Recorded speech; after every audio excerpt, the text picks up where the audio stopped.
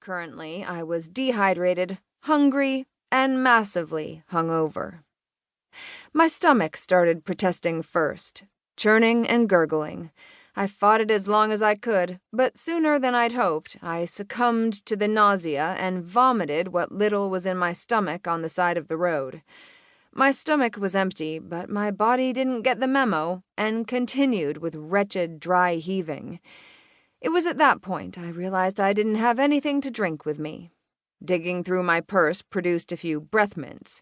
I popped one in my mouth and got back to it.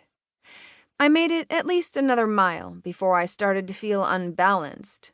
I stopped again and damn near fell on my ass when the world moved in unnatural ways. Well, now I really was in a mess.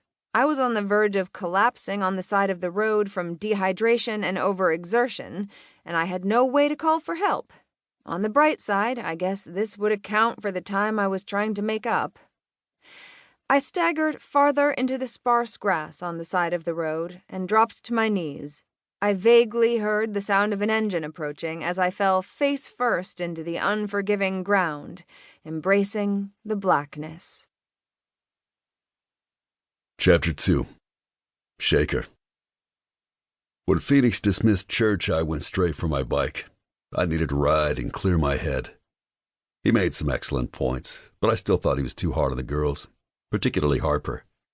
She had been through hell at the hands of the Vine family and had a right to seek vengeance. I had been through some of my own shit due to two of the Vines.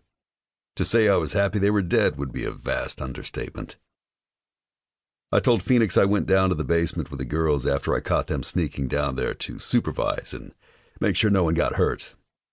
Truth be told, I was already on my way to the basement because I needed to rid the earth of the last living member of that vile family as much as Harper did. Now that they were dead, I was left with feelings I didn't know how to process. Anger was the front runner. I was a fucking biker. How did some tiny little slip of a woman get the drop on me? A woman of no more than 5 feet 3 inches and 115 pounds managed to kidnap me and hold me hostage for 5 days. Needless to say, embarrassment was another emotion I was struggling to overcome. None of my brothers had given me any shit about it. Truthfully, they had been nothing but supportive, but I felt like they didn't see me the same as before. I already had plenty of issues, more than my fair share, so being kidnapped by Hillary/Valerie felt like karma was dry fucking me for funsies. Actually, the kidnapping part wasn't what bothered me the most. The thing that bothered me the most was something that no one else knew about. Well, no one else that was currently alive. I couldn't even bring myself to call it what it was in my mind, let alone say it to another person.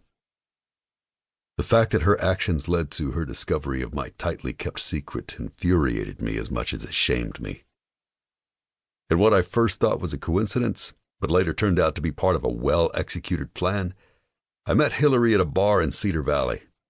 She wasn't the type of girl I usually fucked, but she approached me and she seemed ready and willing, which meant I didn't have to work for it.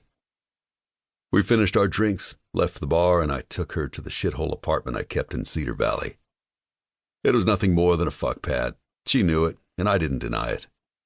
Everything had been going great. She was on her knees just inside the door, swallowing my cock like it was going to shoot water from the fountain of youth down her throat. Then she stood and tried to kiss me. I do not kiss. She didn't like that very much, but accepted it for what it was. That should have been a red flag. When she accepted my next quirk without balking, it was a red flag that my dick-drained brain completely missed. As I said, I have issues, but with good reason. 8 years ago. "Jacob, wake up!" Beth gritted out while she shoved at my chest. I yawned and rubbed the sleep from my eyes as I sat up. "What is it?" "We need to go to the hospital. My water just broke," she cried.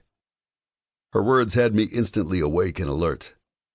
"Okay, I'm going to get dressed and put your bag in the car. Then I'll come back and help you," I said as I rushed to pull on some clothes. Beth was oddly quiet on the way to the hospital. Aside from the occasional moan from a contraction, she didn't utter a word. I figured she was as nervous as I was. I don't remember the details after we arrived.